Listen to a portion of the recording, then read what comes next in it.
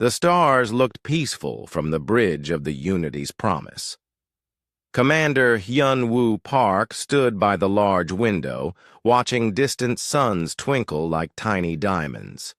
He had been doing this job for 15 years now, and the galaxy had never been more quiet. The ship moved slowly through space toward the Kepler system. Behind Hyun-woo, his crew worked at their stations. The bridge was calm and clean, with soft blue lights that made everyone feel relaxed. This was not a warship. The Unity's Promise was built for talking, not fighting. "Commander, we will reach Kepler 7 in 2 hours," said his pilot, a young woman named Ji-woo Choi. She had joined his crew only 6 months ago, fresh from the academy on Earth. Like most young humans, she had never seen real conflict. Hyun-woo nodded. "Good. Captain Kim is waiting for us.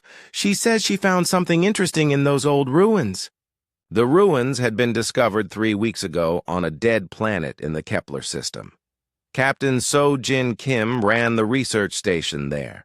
She was one of the best archaeologists in human space, always finding old things that told stories about the past.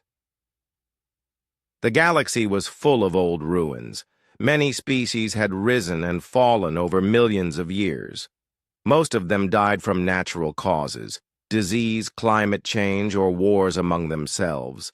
The Federation kept records of them all, but they were just history now. "Sir, incoming message from Federation Central," called out Communications Officer Woo-jin Park. He was Hyun-woo's younger brother, though they tried to keep their family connection professional during work. "Put it through," Hyun-woo said. The image of Chancellor Tae-ho Lee appeared on the main screen. He was a human, but he spoke for all the Federation worlds. His face looked tired, as it always did these days. Running a government for 47 different species was not easy work. "Commander Park, I hope your mission goes well. The Federation Council wants to remind you that our role is still diplomacy first. Some of the alien members are worried about human ships moving too far from our normal territory." Hyun-woo frowned. "Sir, we are just going to look at old ruins. This is normal research work." "I know, Commander, but some species still remember the old stories about humans and war. They get nervous when we send ships anywhere new." The old stories, Hyun-woo knew them well. Before humans joined the Federation, they had been a violent species. They fought wars on their home planet for thousands of years. When they first went to space, they brought those fighting habits with them. But that was over 200 years ago. Modern humans were different. They had learned to use words instead of weapons. They explored space to find new friends, not new enemies. The Federation had taught them that violence was never the answer. "Tell the Council that humans have no interest in war," Hyun-woo said. "We are here to help keep the peace." "Chancellor," Lee smiled. "I know that, and you know that. But sometimes others need reminding. Have a safe trip, Commander." The message ended. Hyun-woo looked around at his crew. They were good people, all of them. They had joined the fleet to explore and help others. The idea of fighting seemed strange to them. 2 hours later, the Unity's Promise reached Kepler 7. The research station looked like a small city floating in space.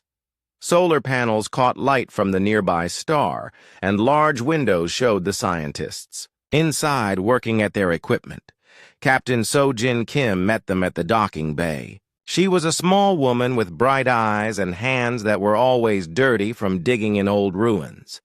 Today she looked excited about something. "Hyun-woo, you have to see what we found," she said as they walked through the station. "This is bigger than anything we have discovered before." She led them to her laboratory.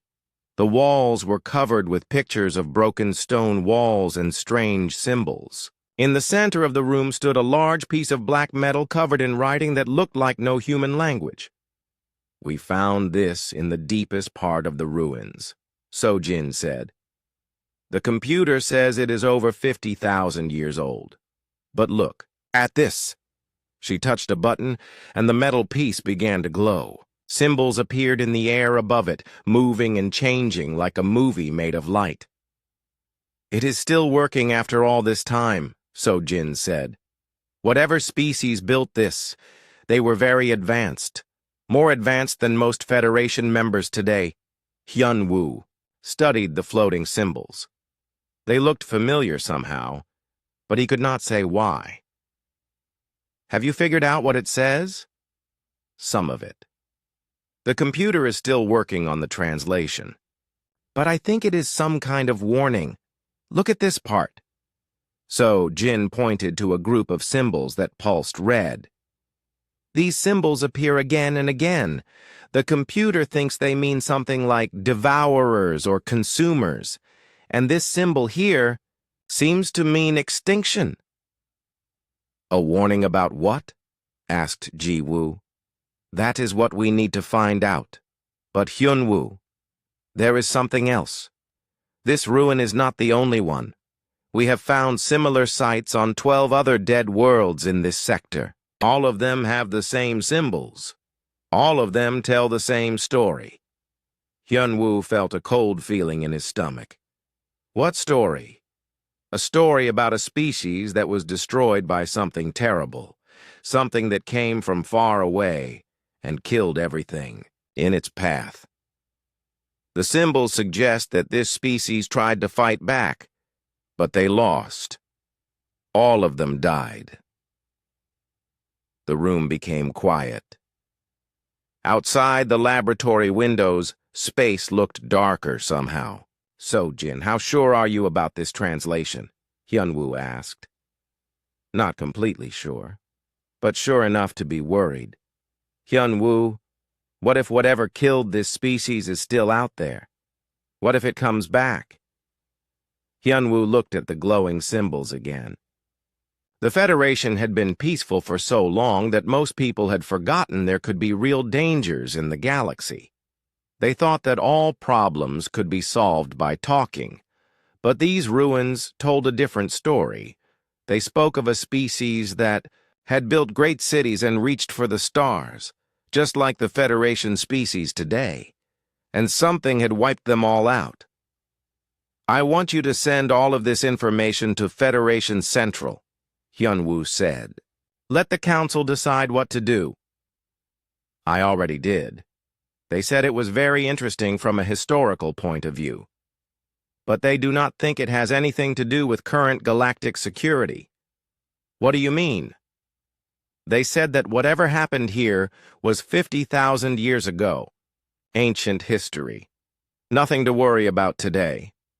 Hyun-woo was not so sure. Something about these symbols made him think of the old human stories about monsters in the dark. Stories that parents told children to teach them to be careful. But maybe the Council was right. Maybe this was just ancient history. The galaxy was peaceful now. The Federation kept all the species working together. There had not been a real war in over a century. As he looked at the glowing symbols one more time, Hyun-woo tried to push away the bad feeling in his stomach. The Federation was strong. They could handle any problem that came their way. He had no way of knowing that far away at the edge of the galaxy, something dark was moving through the empty space between stars. Something that had been sleeping for a very long time. Something that was finally ready to feed again. The warning came 3 months later. Admiral Dong-hyun Yoon was drinking his morning coffee when the alarm started screaming across Federation Central. He put down his cup and ran to the command center where dozens of officers stared at their screens with shocked faces. "What is happening?" Dong-hyun asked. Lieutenant Min-ho Cha pointed at the main display screen. "Sir, our long-range sensors picked up something at the galactic rim. A fleet of ships. A very big fleet." The screen showed dots of light moving toward Federation space. There were so many dots that they looked like a cloud of stars. As Dong-hyun watched, the computer counted them. 1,000 ships, then 2,000, then 5,000. How many? He asked. Still counting, sir. But more than 10,000 ships for sure. Maybe 20,000.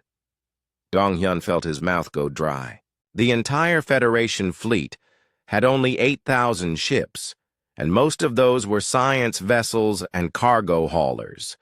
This incoming fleet was bigger than anything the galaxy had ever seen. Are they responding to our communication attempts? He asked. Yes, sir. We just received their message. The screen changed to show something that made everyone in the room step backward.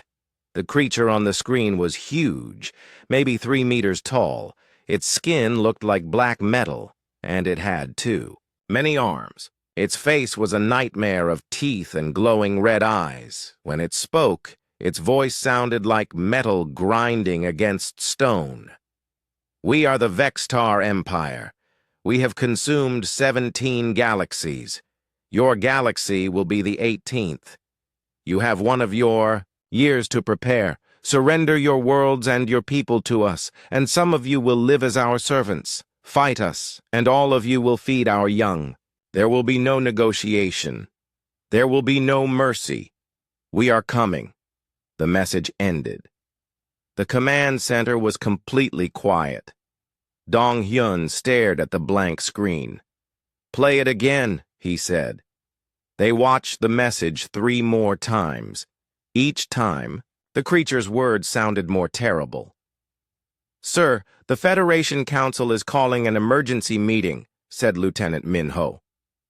Tell them I will be there in 10 minutes, Dong-hyun said, and send a message to all human fleet commanders. Tell them to start moving their ships toward Earth immediately. Sir, should I tell them why? Dong-hyun looked at the star map showing the approaching fleet. Tell them we might be going to war. The Federation Council met in a huge round chamber on the space station above Earth. Representatives from 47 different species sat in a circle, all talking at once. Some looked scared, others angry, and a few seemed ready to panic. Chancellor Tae-ho Lee called for order. We have all seen the message from these Vextar. The question now is how we respond. Ambassador Kral from the Centauri Republic spoke first. His people were traitors, not fighters. Surely we can negotiate with them. Every species can be reasoned with. We just need to find what they want. They told us what they want, said Admiral Dong-hyun. They want to eat us. That cannot be literal, said Counselor Veth from the Rigel colonies. No species actually consumes other intelligent beings. It must be some kind of translation error.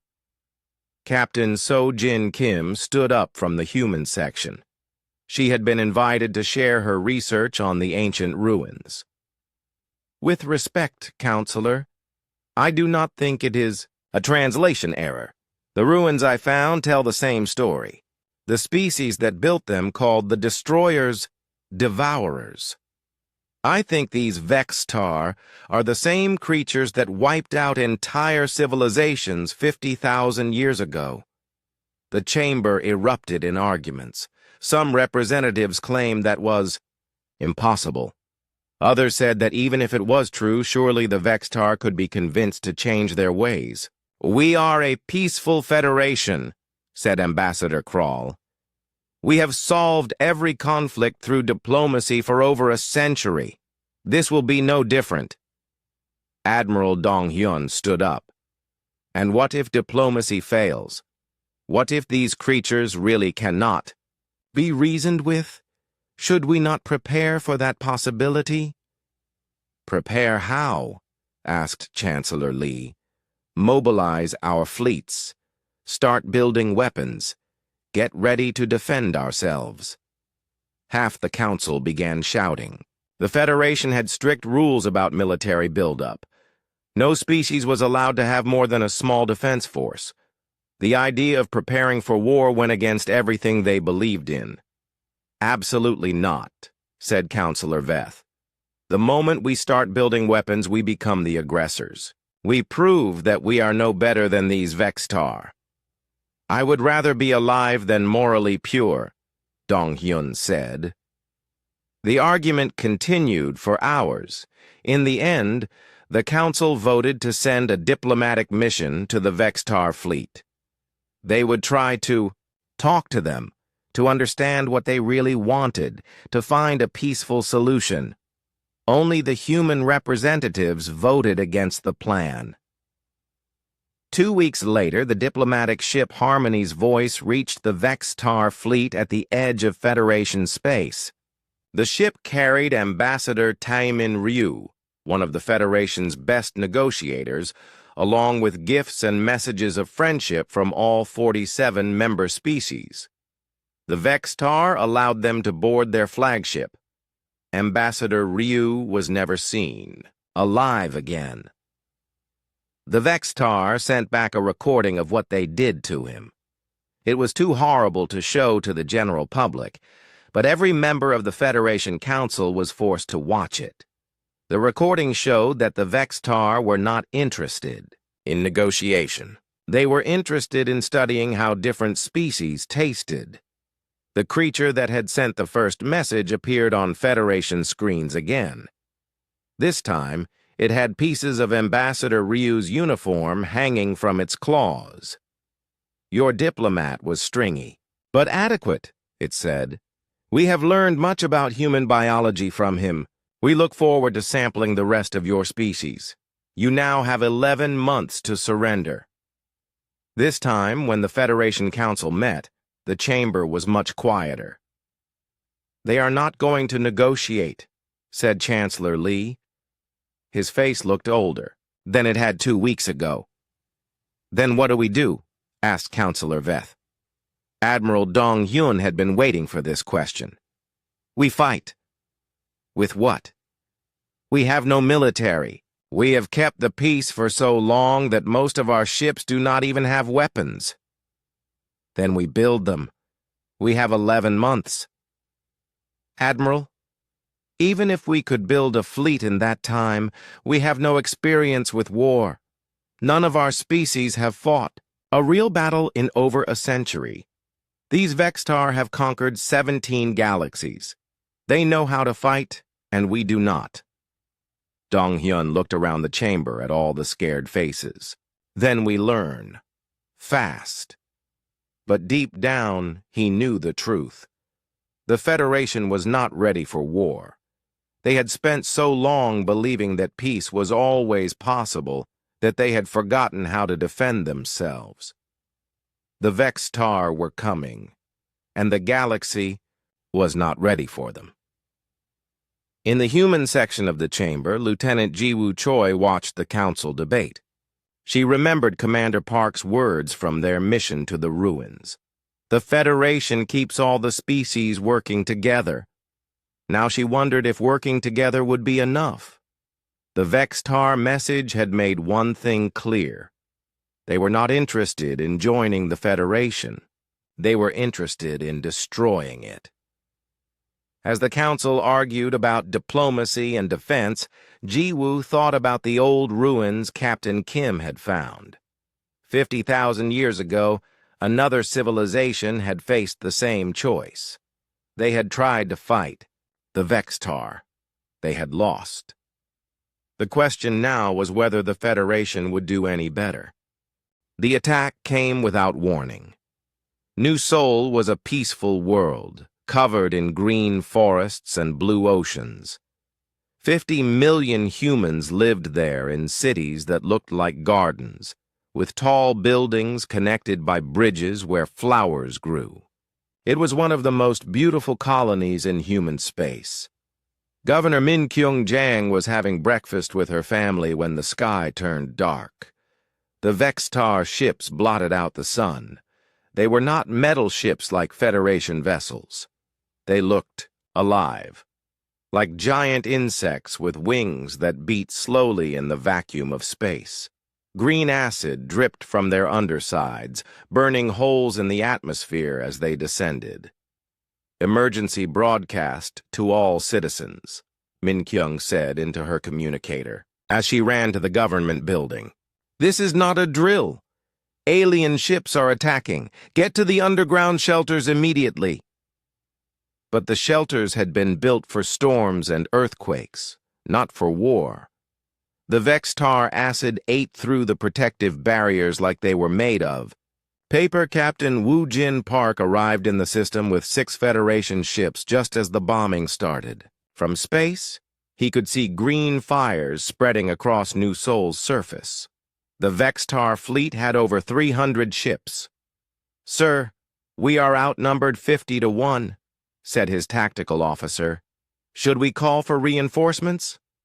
Woo Jin looked at the planet below. His scanner showed millions of life signs disappearing every minute. "There is no time for reinforcements.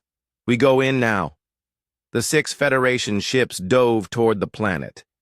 They were science vessels, not warships, but they had some defensive weapons. Woo Jin ordered his crews to target the Vextar ships that were closest to the cities. It was like shooting at tigers with toy guns. The Vextar ships turned toward them with movements that seemed almost lazy. Weapons that looked like organic tubes fired streams of living metal that ate through ship hulls. Within minutes, 4 of Woo Jin's ships were gone. "Captain, we have to retreat," his pilot said. "No," Woo Jin replied. "Keep firing." On the planet's surface, Dr. Hye Jin Seo was trying to save her research team when the first Vextar ground forces landed. She worked at the New Seoul Medical Center, studying alien diseases. Nothing in her training had prepared her for this. The creatures that came out of the landing pods were smaller than the ones in the broadcasts, but no less terrible. They moved on 6 legs like giant spiders, and their mouths opened in 4 directions to show rows of sharp teeth. But the worst part was what they did to the people they caught. They did not kill quickly. They seemed to enjoy the process of hunting and capturing. Dr. Seo watched in horror as they herded groups of humans into metal cages that they had brought with them. "What are they doing?" asked Dr. Young-Soo Nam, one of her colleagues. "I think they are collecting specimens," Hye Jin said, "like we might collect insects for study. But these were not scientific experiments." Through her laboratory window, Hye Jin could see the Vextar doing things to their prisoners that made her sick. They seemed to be testing how much pain different humans could survive. They were learning about human biology by taking people apart while they were still alive. "We have to help them," Young-Soo said. "How?" "We are doctors, not soldiers. Then we do what doctors do. We save who we can." They spent the next 6 hours moving through the ruined city, pulling survivors from collapsed buildings and leading them to hidden shelters. Every time they thought they were safe, more Vextar appeared. The creatures were everywhere now. They had set up what looked like processing centers in the main squares of every city. Humans were being sorted into different groups: children in one area, adults in another, elderly people in a third. "Why are they separating everyone?" Young-Soo asked. Hee-jin did not want to answer. She had a terrible feeling that she knew. The children were probably the most tender. The adults would provide the most meat. The elderly might be used for different kinds of experiments. She was right.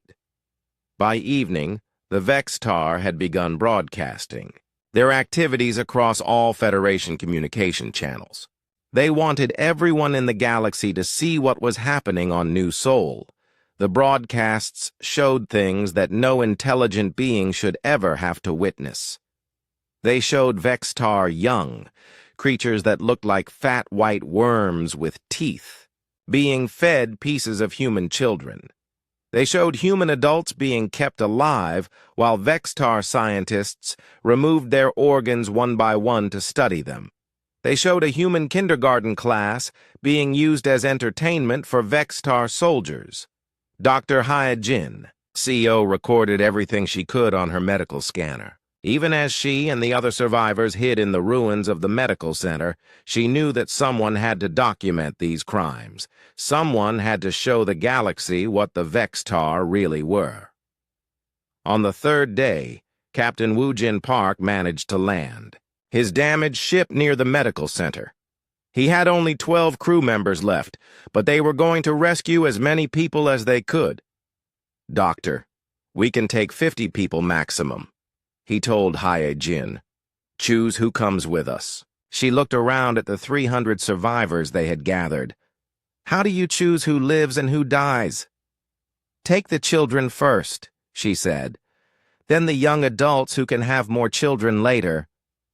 "What about you?" "I am staying."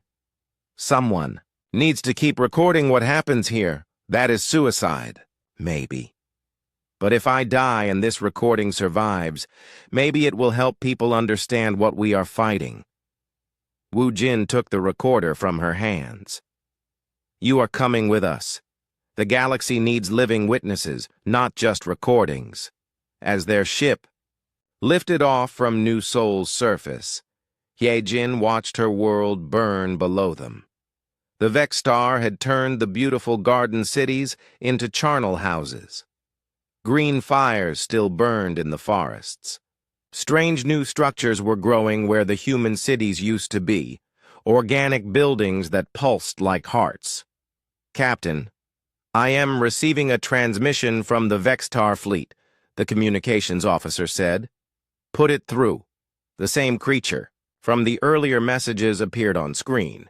This time it was chewing on something that looked horribly familiar. "We hope you enjoyed watching the fate of New Seoul," it said. "This is what happens to species that do not surrender. We have identified 47 more human worlds. They will all burn the same way unless your Federation submits to us within the next 8 months. The creature leaned closer to the camera. "Your humans taste better than most species. We look forward to farming more of you." The transmission ended. Captain Woojin Park looked at Dr. Hyojin Seo. Her face was pale, but her eyes burned with anger. "Doctor, when we get back to Federation..." "Space, what are you going to tell them?" "I am going to tell them that the time for diplomacy is over," she said. "I am going to tell them that some species cannot be reasoned with. And I am going to tell them that if the Federation will not protect human children, then humans will have to do it themselves." Wu Jin nodded. He had been thinking the same thing. Behind them, New Seoul continued to burn. The Vextar had made their point clear. They were not interested in coexistence. They were interested in conquest and consumption. 50 million humans had lived on New Seoul 3 days ago. Now fewer than 10,000 were still alive, and most of those were being kept as livestock for future meals. The Federation was about to learn something important about humans. They were peaceful and patient and willing to talk about almost anything. But there were some things that made talking impossible, and killing human children was one of them. Captain Sojin Kim worked through the night while New Seoul burned. The ancient translation device hummed and glowed in her laboratory on Kepler 7, casting strange shadows on the walls. She had been feeding it data for months, but the attack on New Seoul had made her work urgent. The Vextar were not some new threat. They were an old one, returning after a long sleep. Computer cross-referenced the term Vextar with the ancient Keth Mori database, she said. The machine beeped and projected new symbols into the air. Sojin felt her heart stop. There it was, the same name written in 50,000-year-old script. "Translation complete," the computer announced. The Kethmori records contain extensive references to the Vextar swarm, or the Devourers from Beyond the Edge. Sojin read the translated text with growing horror. The Kethmori had been a powerful civilization, even more advanced than the current Federation. They had ships that could cross galaxies in months, weapons that could destroy stars, and technology that seemed like magic. But none of it had saved them. The Vextar came from the space between galaxies, she read aloud. They consumed everything. 17 times they came to feast. 17 galaxies fell silent. We thought we could reason with them. We thought we could show them a better way. We were wrong. The laboratory door opened. Commander Hyunwoo Park walked in, looking tired. He had been coordinating rescue missions for New Soul survivors for 3 days, without sleep. "Any luck with the translation?" he asked. "Too much luck," Sojin said. Hyunwoo, the Kethmori fought the Vextar for over 200 years. They tried everything: diplomacy, trade offers, even surrendering entire star systems to buy time. Nothing worked. She touched the control panel and new images appeared. They showed Kethmori cities that looked like crystal flowers, beautiful and delicate. Then the images changed to show the same cities turned into twisted metal sculptures, covered in organic growth. "The Vextar do not just kill," Sojin continued. "They transform. They turn entire worlds into breeding grounds for their young." The Kethmori called it the changing, a process where everything living on a planet becomes part of the Vextar life cycle. Hyunwoo studied the images. "What happened to the Kethmori in the end?" Sojin was quiet for a moment. "They made a final stand at their homeworld. The records say they had assembled the largest fleet in galactic history, over 1 million warships. They threw everything they had at the Vextar. And the battle lasted 6 hours. The Vextar destroyed every ship. The room became silent, except for the humming of the translation device. "There is more," Sojin said. "The final Kethmori message. They sent it to any species that might find it in the future." She activated another sequence. The symbols that appeared were different from the others, more urgent, carved deep into the metal with obvious desperation. "We tried to coexist with the Devourers," the computer translated. "We believed that all life was sacred, that every species had a right to exist. We were fools. Some things are not meant to live alongside others. Some things exist only to destroy. To any who come after us, do not make our mistake. Do not try to understand them. Do not try to change them. They cannot be saved. They can only be stopped. Show them no mercy, for they will show you none. Let our extinction teach you what our compassion could not." Hyunwoo stared at the floating text. "How long ago was this written?" The dating suggests it was one of the last Kethmori transmissions. "Maybe 50,000 years ago." "And the Vextar have been sleeping since then?" "Not sleeping. Feeding. The records suggest they move between galaxies, consuming everything in one place before moving to the next. It takes them thousands of years to completely strip a galaxy of life, then more thousands to travel to the next one." Hyunwoo felt sick. "So they have done this before, many times. 17 galaxies, according to the records. Maybe more. We might be number 18. They stood in the dark laboratory, surrounded by the ghosts of a dead civilization's warnings. Outside the station windows, space looked the same as always, peaceful, infinite, full of wonder. But now Hyunwoo knew that somewhere in that darkness, creatures were moving that had turned the destruction of entire galaxies into a way of life. "So, Jin, we need to send this information to Federation Central immediately." I already did. 3 hours ago. What did they say? Sojin's face darkened. They said it was very interesting historical research, but not relevant to current defense planning. They said the Federation Council is still confident that the Vextar situation can be resolved through diplomatic channels. Even after New Seoul? Even after New Seoul, Hyunwoo could not believe what he was hearing. Did you tell them about the final Keth Mori message? About how diplomacy failed? Yes. Chancellor Lee said that the Federation is not the Keth Mori, and that we have learned from the mistakes of the past. He said our diplomatic methods are more advanced than anything that existed 50,000 years ago. More advanced than a civilization that could build ships capable of traveling between galaxies? That is what he said. Hyunwoo walked to the window and looked out at the stars. Somewhere among them, the Vextar fleet was moving closer to Federation. Worlds. Soon there would be more new souls, more burning cities, more children being fed to alien monsters.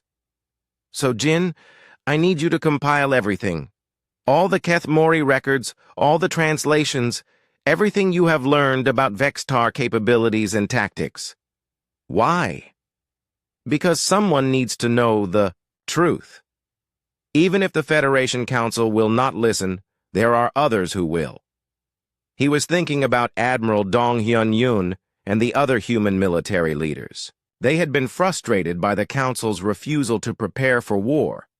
Maybe this information would help them understand what they were really facing. Hyunwoo, there is something else. Something I have not told you yet. What? So Jin activated another part of the translation device. New symbols appeared, but these were different. They pulsed with a red light that seemed angry. The Keth Mori were not the only species the Vextar destroyed. Before them, there were others, many others, and one of those species left a different kind of message. The computer translated the new symbols. To those who come after, we were the Jeknari. We ruled 2,000 star systems. We thought ourselves masters of war. We were wrong. The Devourers are not warriors. They are farmers. We are not enemies to them. We are crops. They harvest galaxies like we harvest grain. Fight them if you can, but know this. They have been doing this for millions of years. They know every trick, every strategy, every weakness that organic life can have. They have consumed species that were stronger than you, smarter than you, more numerous than you. They are not evil. They are nature itself, death given form and purpose. We pray that someone someday will find a way to stop them. We could not. Hyunwoo read the message twice. How many species sent warnings like this? I have found 14 different civilizations so far. All of them fought the Vextar. All of them lost. Some lasted longer than others. But the result was always the same. Complete extinction. Complete extinction. They stood together in the laboratory, surrounded by the final words of dead civilizations. Millions of years of history, billions of lives, entire galaxies full of hopes and dreams, all consumed by creatures that saw intelligent life as nothing more than food. So, Jin, do any of these records mention a species that successfully fought off the Vextar? She was quiet for a long time. No, she finally said. None of them. But as she said it, she was looking at another set of symbols that she had not translated yet. They were different from all the others, carved not in desperation, but in defiance.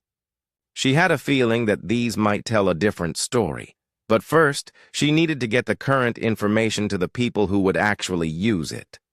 The Federation Council could keep their diplomatic dreams.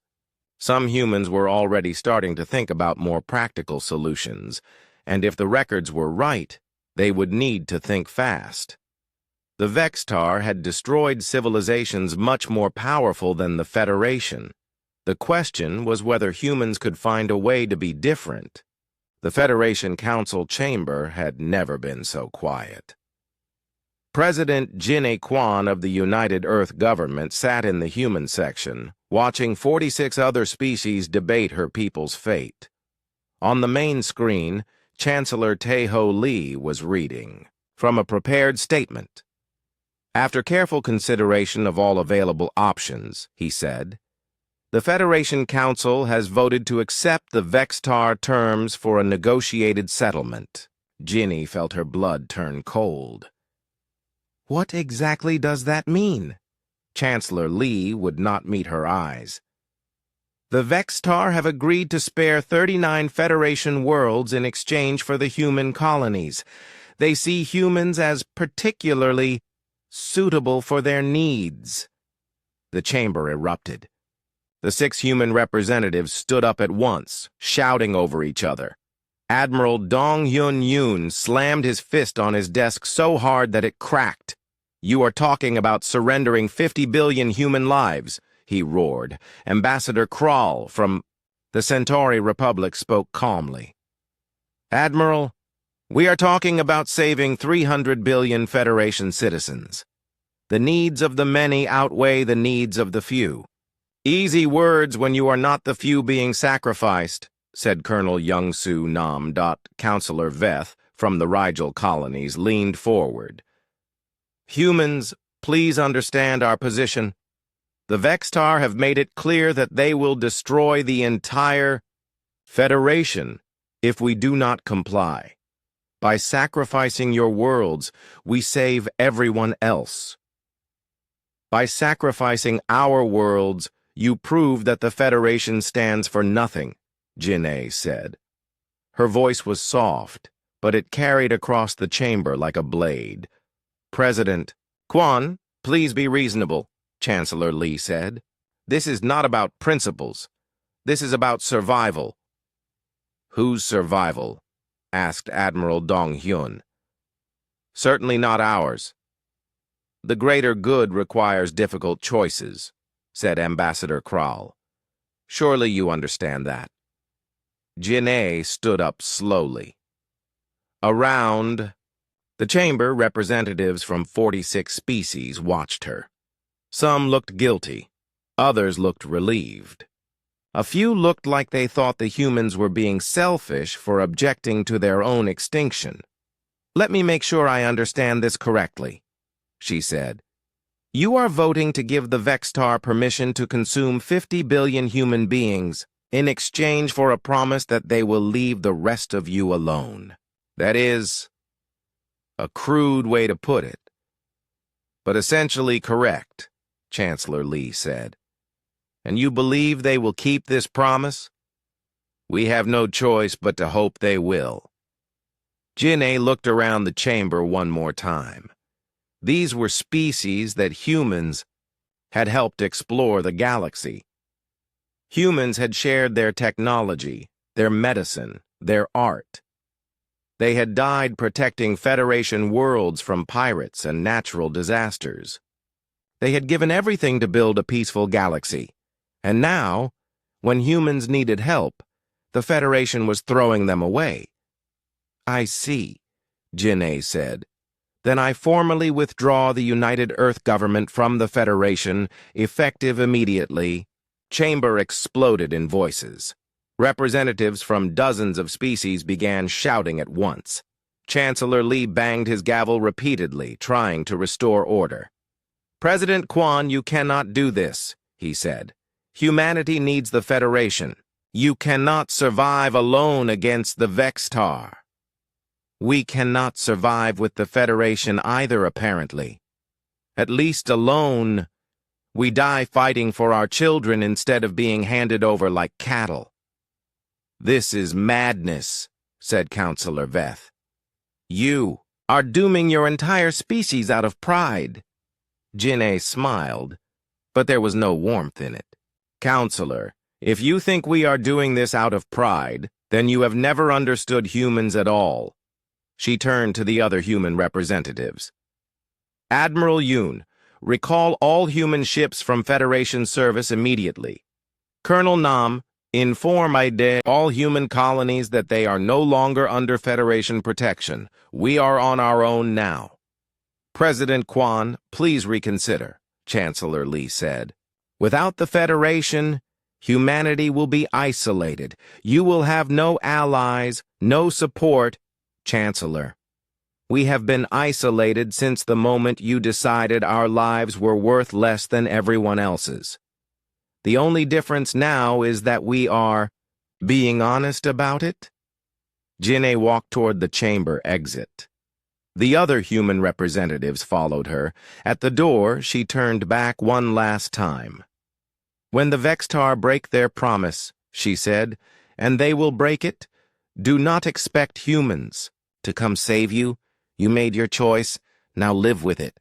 The doors closed behind the humans with a sound like thunder. 6 hours later, Jin'e stood in the command center of the Earth Defense Headquarters. Through the windows, she could see human ships arriving from across the galaxy. Thousands of them, from tiny science vessels to massive cargo haulers. All of them coming home. Admiral Dong-Hyun Yoon approached her with a tablet in his hands. Madam President, we have recalled 837 human ships from Federation service. Most of them are not military vessels. How many actual warships do we have? 43. And they are all small patrol craft designed for anti-piracy work, not military combat. Jin'e nodded. She had expected this. The Federation had rules against member species maintaining large military forces. Humans had followed those rules for 2 centuries. Now those rules might get them all killed. What about civilian ships? Can we convert them? We are already working on it. General Myung-Hun Kang is coordinating the conversion of cargo ships into troop transports. Dr. Sun Mi-han is leading teams to develop new weapons. But, Madam President, we have maybe 6 months before the Vextar arrive at human space. That is not enough time to build a real military. Then we build what we can and fight with what we have. Admiral Sung-Ho Lim entered the command center. He was one of the oldest human officers, a man who remembered the stories his grandfather told about the ancient wars on Earth. Madam President, I have a suggestion, he said. Go ahead. We are trying to build a conventional military to fight a conventional war, but the Vextar are not conventional enemies. Maybe we should not try to fight them conventionally. Jin'e raised an eyebrow. What do you mean? I mean, we remember things that the Federation has forgotten. Humans were very good at war once upon a time. Not just big battles with fleets and armies. We were good at the other kind of war, too. What other kind? The kind where you do not try to win fair fights. The kind where you make your enemies wish they had never heard of you. Around the command center, other officers were listening now. Admiral Dong-Hyun looked thoughtful. Admiral Lim, are you suggesting we use terrorist tactics? I am suggesting we use human tactics. Every trick our species ever learned about killing things that are bigger and stronger than we are. Jin'e was quiet for a moment. The Federation had spent 2 centuries teaching humans to be peaceful, to solve problems with words instead of weapons. But the Vextar were not interested in words. What exactly are you proposing? Give me command of a special operations fleet. Small ships, fast ships, ships that can get close to the Vextar without being noticed. Let me show these monsters what humans used to do to predators that threatened our children. And what was that? Admiral Lim smiled. And for the first time, in months, Jin'e felt hope. We hunted them to extinction, he said. Outside the windows, more human ships continued to arrive. They came from every corner of the galaxy. Scientists, merchants, engineers, teachers, artists. All of them coming home to defend their species. They were not soldiers. Most of them had never even seen a real weapon. But they were human, and humans had survived ice ages and plagues and wars that destroyed entire civilizations. The Vextar thought they were farmers harvesting crops. They were about to learn the difference between crops and wolves.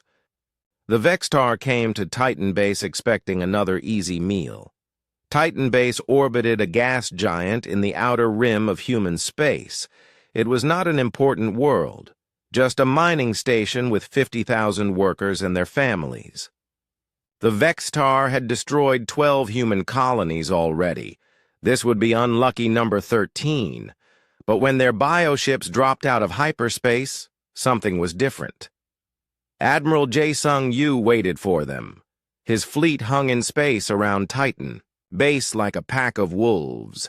100 human ships, all of them redesigned for war in the 3 months since humanity left the Federation. They did not look like the peaceful exploration vessels the galaxy was used to seeing. These ships had teeth. "Admiral, the Vextar are broadcasting their usual surrender demand," reported Communications Officer Bo-ram Shin. "Ignore it," Jae-sung said. "Let them see what happens when they try to harvest humans." The Vextar fleet was massive, over 800 bioships, each one the size of a city. Their organic hulls pulsed with veins that carried acid instead of blood. Weapons that looked like cancerous growth sprouted from their sides. They had never lost a battle. "All ships, this is Admiral. You," he said into his communicator. "Remember what we learned from the Kethmori records. The Vextar are not invincible. They can be hurt. They can bleed. And today, we are going to prove that they can die." The human ships moved forward in formation. They were smaller than the Vextar vessels, but they were fast and coordinated. More importantly, they were angry. The Vextar opened fire first, sending streams of acid and living metal toward the human fleet. But the humans did not try to meet them head-on like other species had done. Instead, they scattered like a school of fish, weaving between the enemy shots. Captain Bo-ram Shin led the first attack wave. Her ship, the Angry Hornet, dove straight at the largest Vextar vessel. The aliens fired everything they had at her, but she kept coming. At the last second, she fired her new weapons. Dr. Sunmi Han had been working day and night to develop weapons that could hurt the Vextar. The aliens' bioships were resistant to most energy weapons, but they had found something that worked. Plasma fire.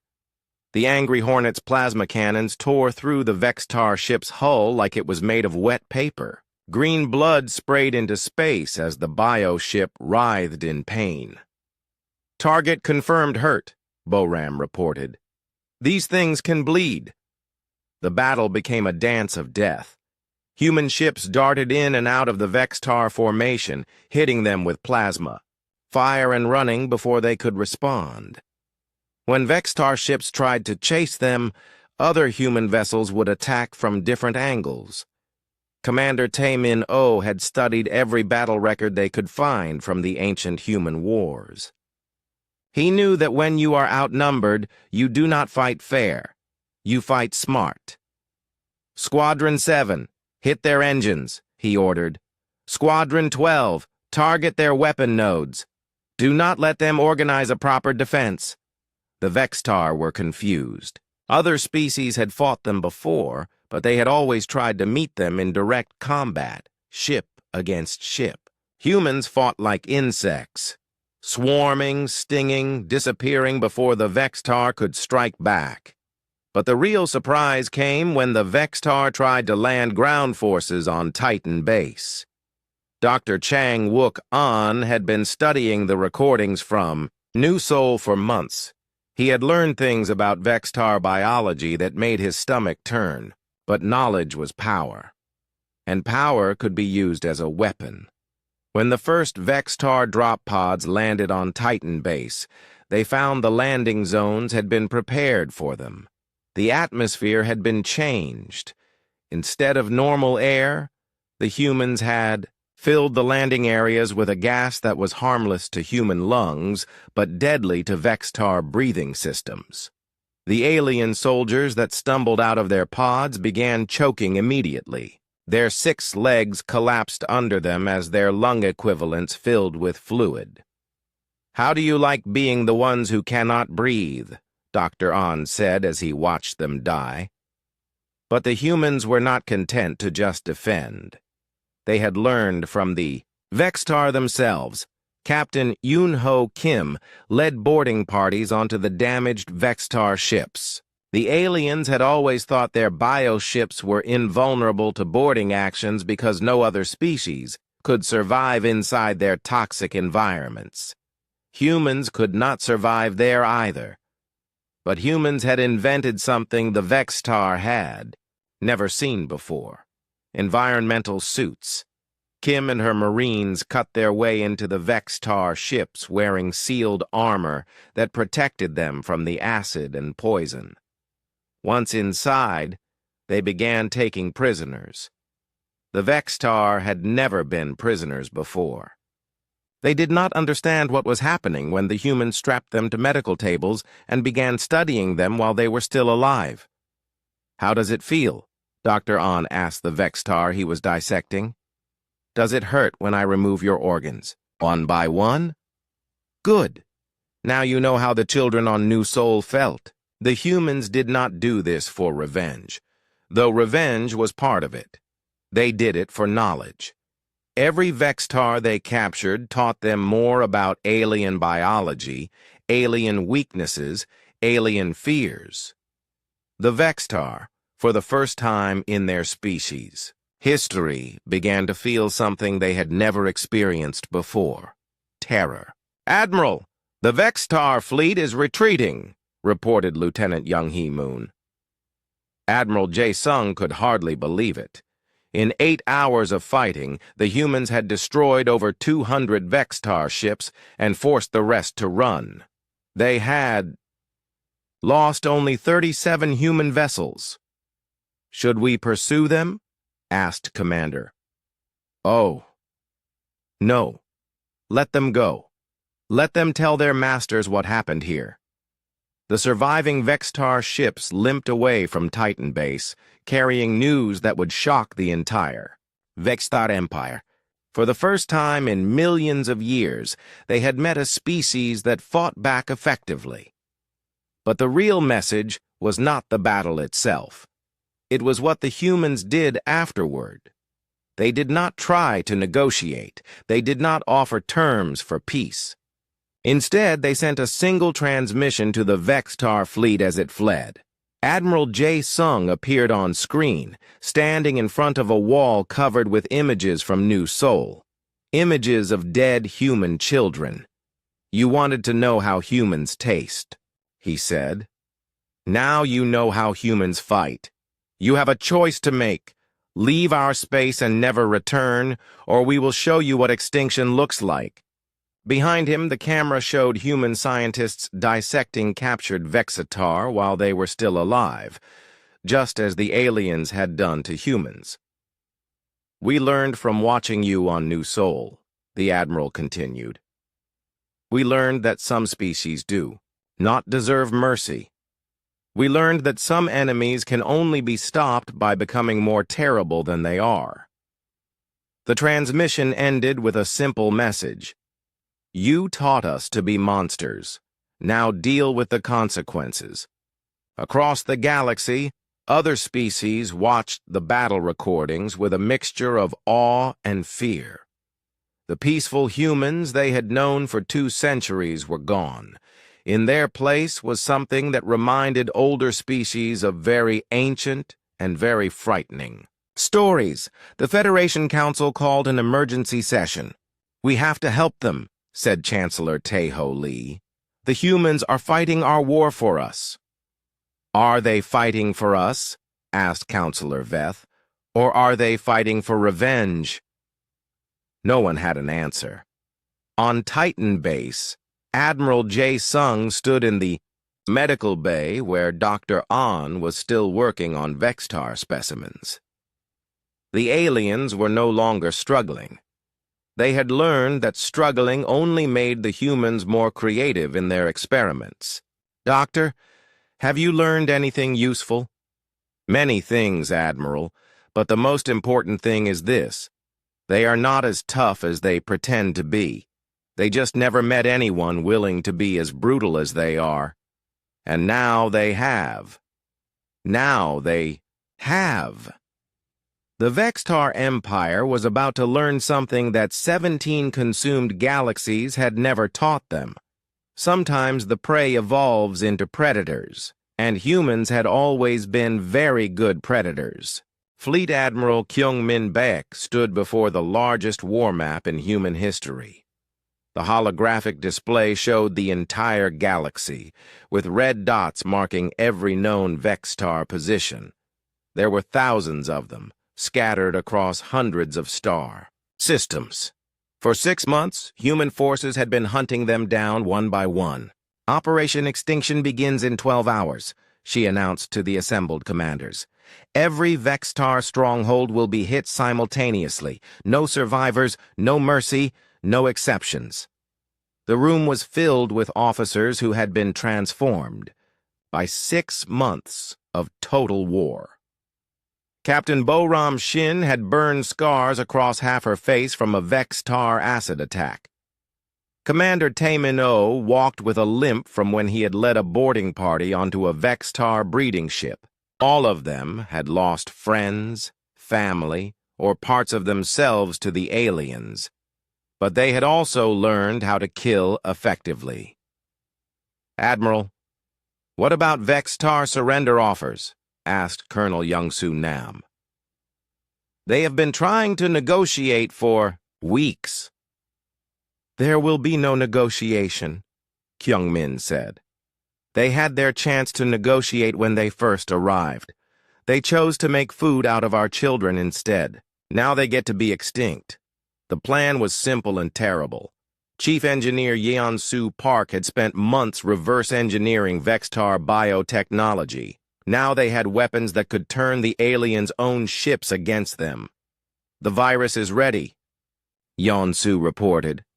"When we upload it to their bioships, it will cause their organic systems to attack themselves. The ships will literally eat themselves to death."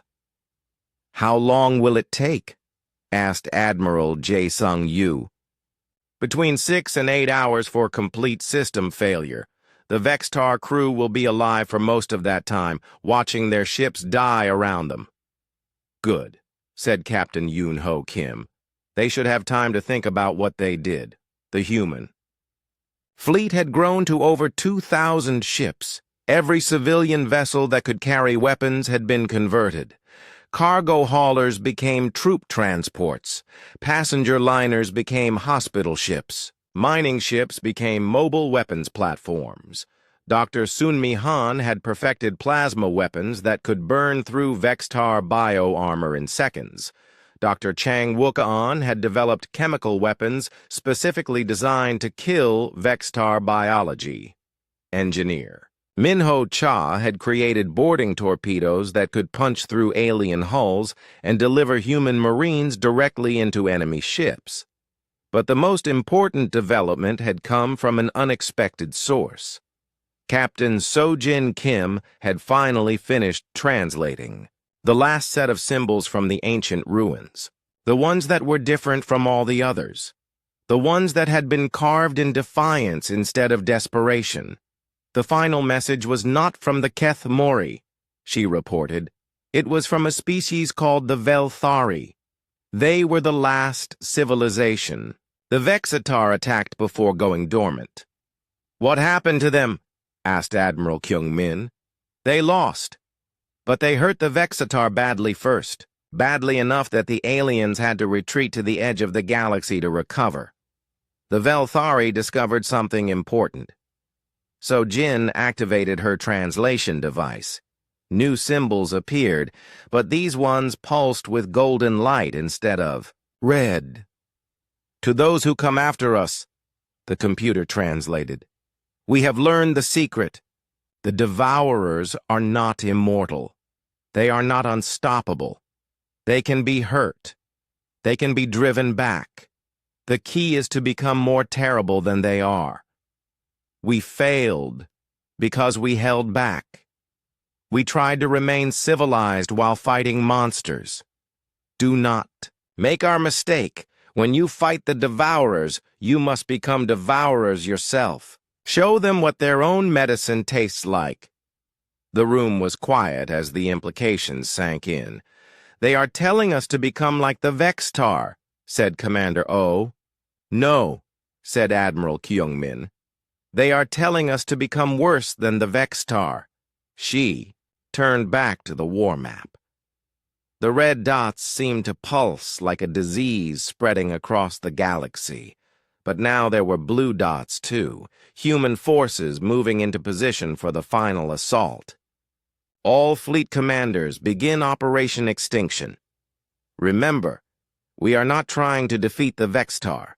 We are trying to erase them. Every ship, every base, every breeding ground. When we are finished, there will be nothing left of their species. But bad memories. The human fleets moved out across the galaxy like a plague of their own. They had learned to fight the way the Vextar fought. Without mercy, without restraint, without any regard for the conventions of civilized warfare. Captain Yoon-ho Kim led the assault on the Vextar breeding worlds. These were planets where the aliens raised their young in vast organic hives that covered entire continents.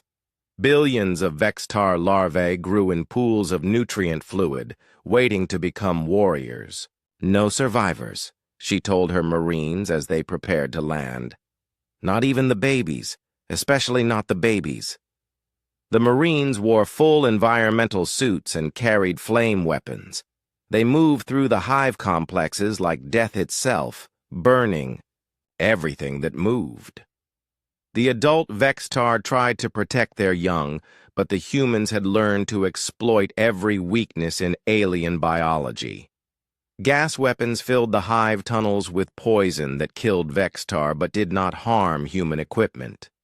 Sonic weapons disrupted alien nervous systems, leaving them paralyzed while the Marines finished them with fire. "This is for New Seoul," Captain Kim said as she personally ignited the largest larval pool on the planet. Meanwhile, Admiral Jae-sung, Yu was leading the assault on the main Vextar battle fleet. The aliens had assembled over 5,000 bioships for a final defense of their territory. It was the largest fleet they had ever gathered in one place. The humans hit them with the virus first. Chief Engineer Yeon-soo had improved the bioweapon since Titan Base. Now it did not just kill Vextar ships, it made them suffer first. The bioships began eating themselves from the inside out, their own digestive systems turning against their hulls and crew. "Admiral, the Vextar are broadcasting on all frequencies," reported his communications officer. "They are begging for mercy." "Are they offering to surrender?" Jae-sung asked. "No, sir. They are offering to retreat.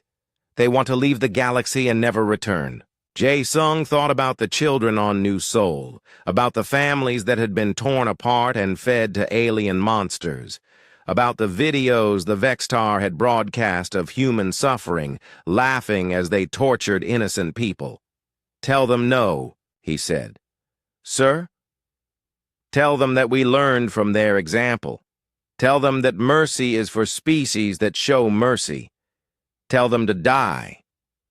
The human fleet moved through the dying Vextar ships like hunters finishing wounded prey.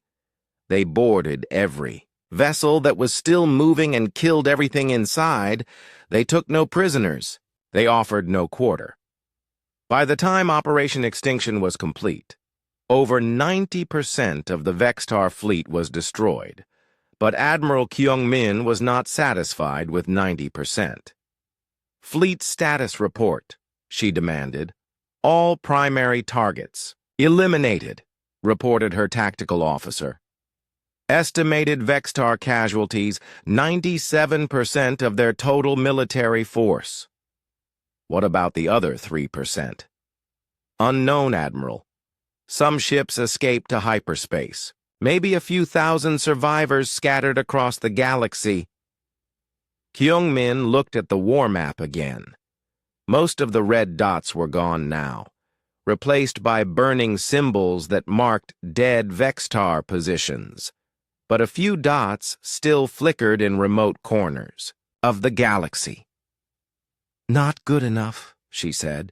"Send word to all human fleets. The war continues until every last Vextar is dead. Hunt them down wherever they hide, no matter how long it takes." Captain Bo-Ram Shin stepped forward. "Admiral, at what point do we stop? When do we decide we have won?" Kyung-min looked at her scarred face, remembering the bright young pilot who had joined them at the beginning of the war. That innocent person was gone now, replaced by someone who had learned to kill without hesitation. "We stop when there are no more Vextar left to kill," she said. "We stop when their species is just a word in history books. We stop when the galaxy is safe from them forever." Around the command center, officers nodded their agreement. They had become something new during this war. They were no longer the peaceful explorers and diplomats that the galaxy had known for centuries. They had become something that the Vextar would have recognized, a species that existed to destroy its enemies completely.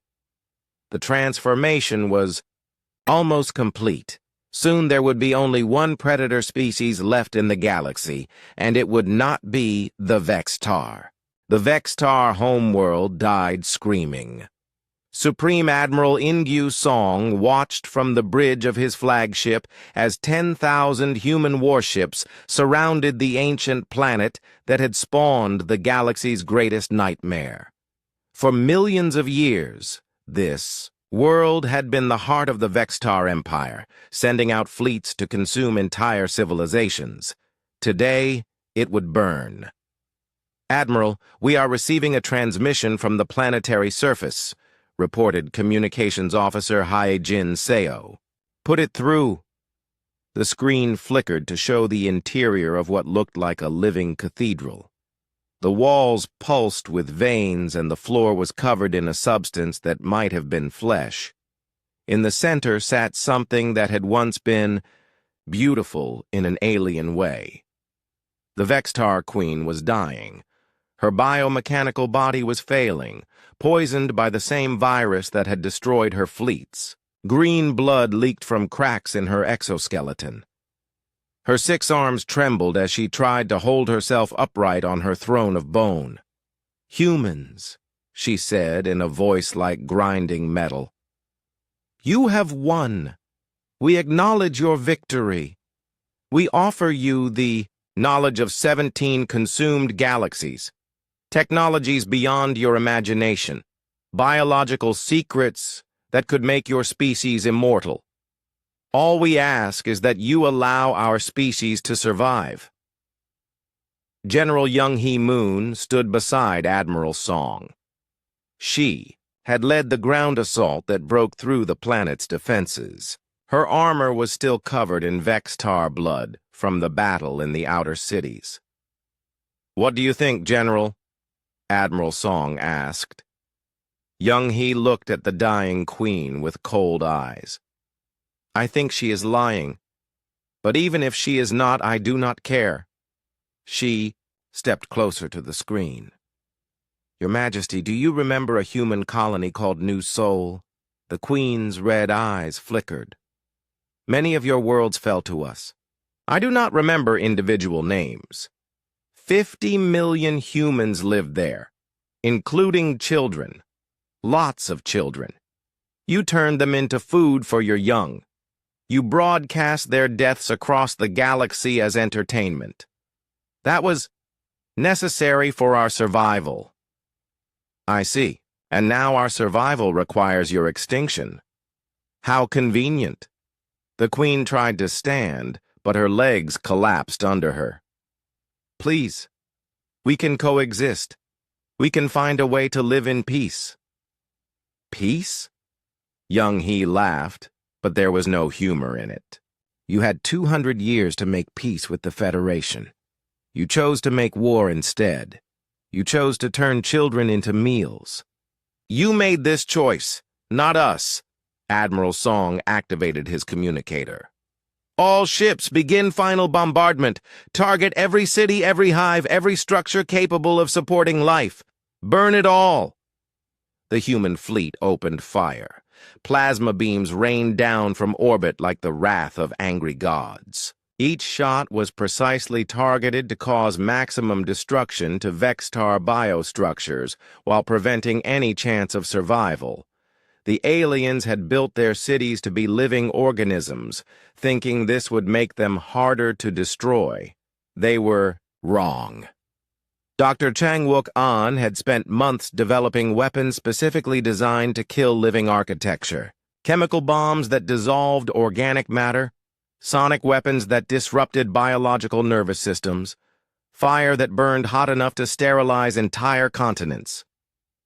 Admiral, the Queen is requesting permission to evacuate her royal guard, reported. The communications officer. Denied, Song said without hesitation.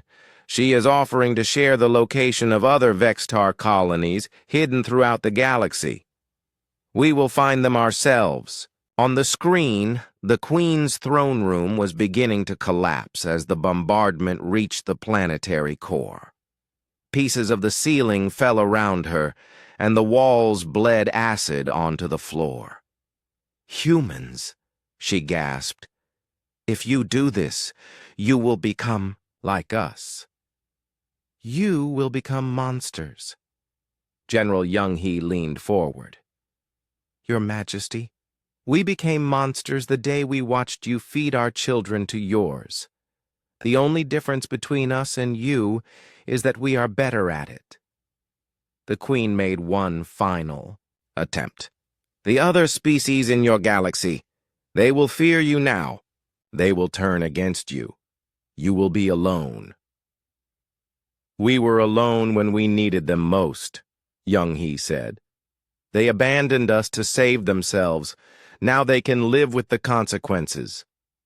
The transmission cut out as the Queen's palace collapsed into the planet's molten core. Admiral Song turned to his fleet commanders.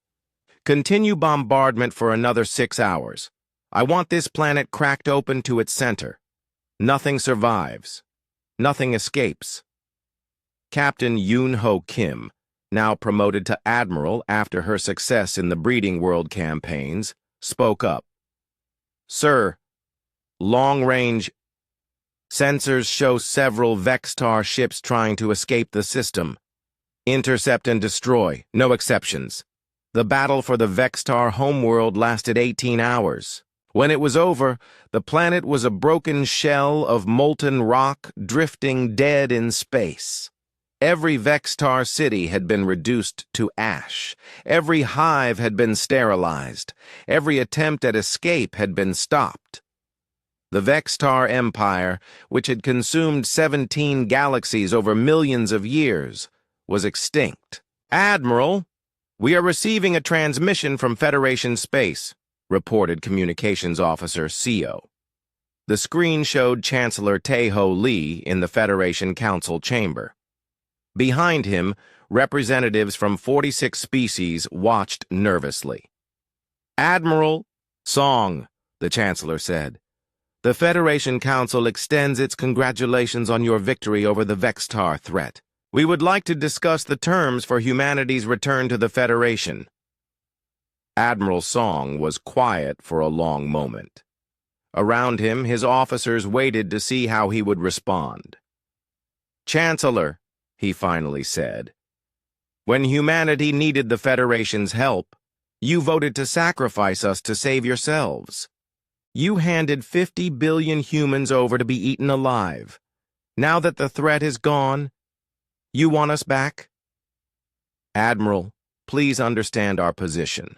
We were facing extinction. So were we. The difference is that we chose to fight instead of surrender. The Federation can offer humanity many benefits. Trade agreements, scientific cooperation, mutual defense pacts. Admiral Song looked around at his bridge crew. These people had spent a year learning how to kill efficiently. They had become experts at destruction and masters of violence. The peaceful Federation had nothing to offer them anymore. Chancellor, humanity appreciates your offer, but we decline. You decline? We have learned something important during this war. We learned that when the galaxy faces a real threat, only humans are willing to do what is necessary to stop it. The other species talk about peace and cooperation, but when killing needs to be done, they look to us. The Chancellor's face went pale. Admiral, surely you do not intend to remain isolated forever. Not isolated, Chancellor. Independent. We will continue to explore the galaxy. We will continue to help species that deserve help. But we will not pretend that talking can solve every problem. Some problems require more direct solutions. Admiral Song leaned forward. And when the next great threat comes, and there will be a next threat, remember who was willing to bloody their hands to keep the galaxy safe. Remember who stood alone against the monsters while you debated surrender terms. The transmission ended. Admiral Ingyu Song looked out at the debris field that had once been the Vextar homeworld. Pieces of alien ships and cities floated in the darkness, all that remained of a species that had ruled through fear for millions of years. Admiral, what are your orders? Asked General Young-hee. Send word to all human fleets. The war is over. Begin the hunt for any remaining Vextar scattered throughout the galaxy. This job is not finished until their species is completely extinct. And after that? Admiral Song thought about the Federation species who had abandoned humanity when they needed help most. He thought about the ancient ruins that Captain So Jin Kim had found, and the civilizations that had died because they were not strong enough to protect themselves. After that, we make sure nothing like the Vextar ever threatens the galaxy again. We become the guardian species that the Federation should have been. And if other species object to our methods? Admiral Song smiled, but it was not a pleasant expression. Then they can try to stop us.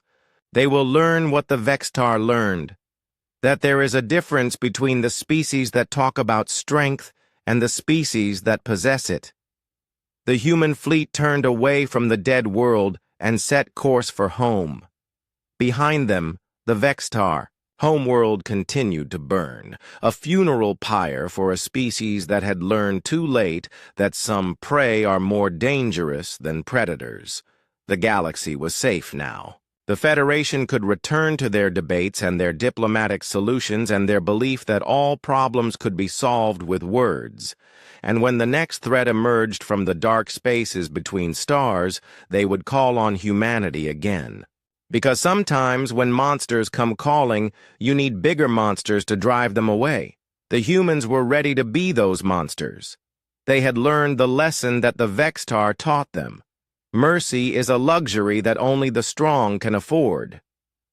And strength is not measured by how many ships you have or how advanced your technology is. Strength is measured by how far you are willing to go to protect what matters to you. The Vextar had been willing to consume entire galaxies.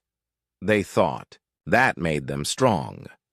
But humans had been willing to become the very thing they hated in order to stop something worse.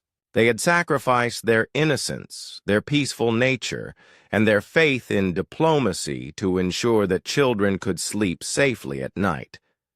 The Vextar had learned, in their final moments, which kind of strength was more powerful. As the human fleets dispersed across the galaxy to hunt down the last scatty,